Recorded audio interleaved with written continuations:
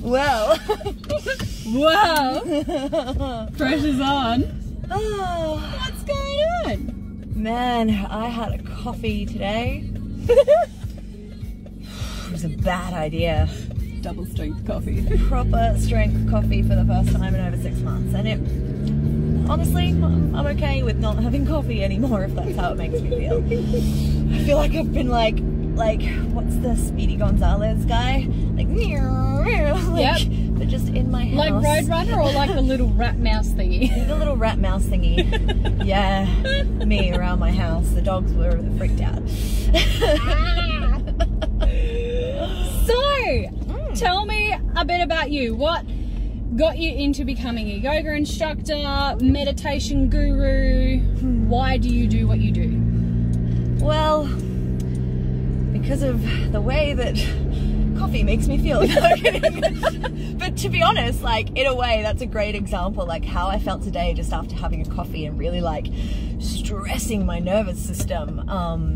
That's how most of us go through our lives, and that's how a lot of my life, especially over the last decade, was. Like, I worked in a really high-paced environment, really high stress, loved it, but yeah, there was so much stress on my body and on my mind, and you know, and that's just in like work and regular day-to-day, and then you've got personal life, and it all kind of really starts to catch up to you. So I think that's why so many of us do start to lean into these modalities that have obviously been around for forever. And so there's obviously a lot of either studies or just human proof behind them. And Mum was always into yoga, and I really delved into it more about 10 years ago. And it just, I was guided to some amazing teachers who just were such a blessing, and they made me feel so nourished both physically and emotionally, and I wanted to be able to make other people feel like that too. But yeah, I guess over time, just that one modality wasn't enough. Especially when you start getting chronic illness of multiple different kinds, and you know, new stresses come up, and so yeah, meditation became a really big thing, just to slow down. And that was kind of how I discovered the magic of breathwork, because I found it through yoga, because they say yoga's in a way like a moving meditation. There's so many different forms of moving meditation, but they say, everyone I think thinks that meditation is like you clear your mind. No. Maybe 5,000 years ago when you were a yogi sitting in the middle of a field with nothing else to do. But I feel you there. Like, I started meditating probably properly about a year ago. Up until then, it was all like woo-woo for me. I was like, meh, I don't need to do that. But I've definitely found that meditation helps with just everyday life, and being able to see more clearly, and being able to deal with everyday stresses a bit better, with better perception. And yeah, you don't go into this like come out of it and you're like everything's better. Everything is still the same, but you just have a better perspective and clarity on how to deal with it all. And even like built up emotions that you've obviously subsided or pushed away sort of sometimes come out. Like, I come out of a meditation sometimes crying, because or pissed off or stressed or like, even it's not worse, working. even worse than when I went working. in. But even just 5 minutes a day, if that's all I get, then I know that that's going to help me long term.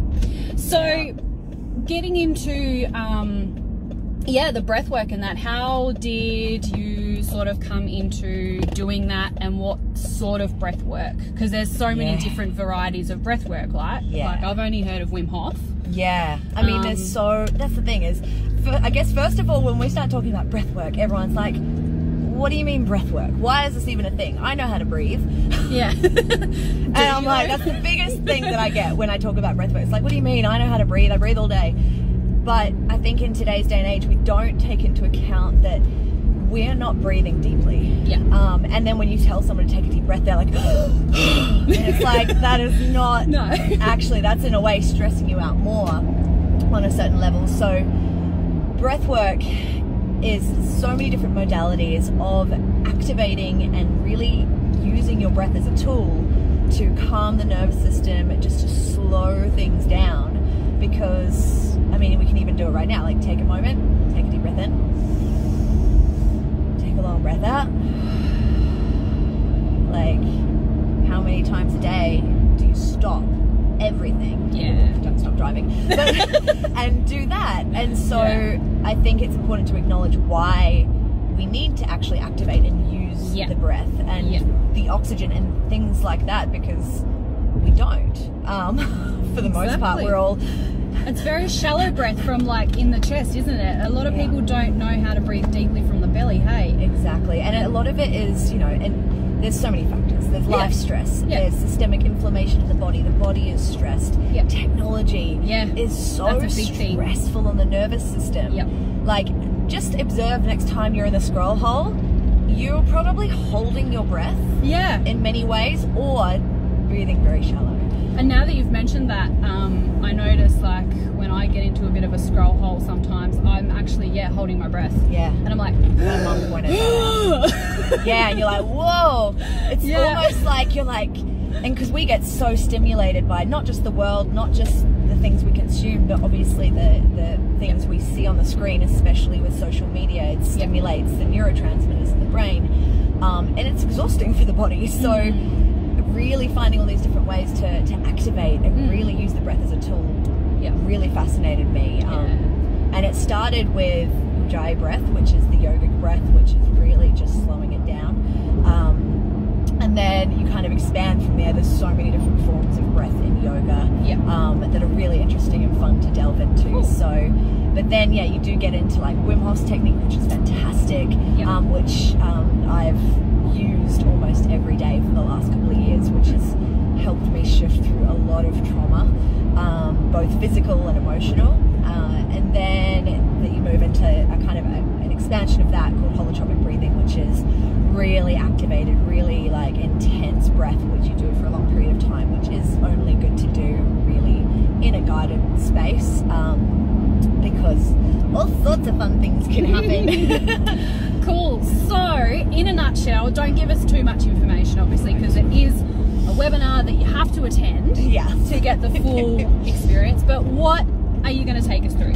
So, or can you give us a glimpse of what we're going to go through and what we might experience? Of course. So, first of all, we're just going to, I guess, touch on the why. Like, what's going on for each and every one of us? Why do we need the breath? And all the how it can actually impact us, because I find it so empowering knowing that I'm doing something, especially when it's not necessarily like meditation, a quick fix, knowing why I'm doing it and why I'm committing to it for a longer term and what it's going to do if I do so. So we're going to go through that.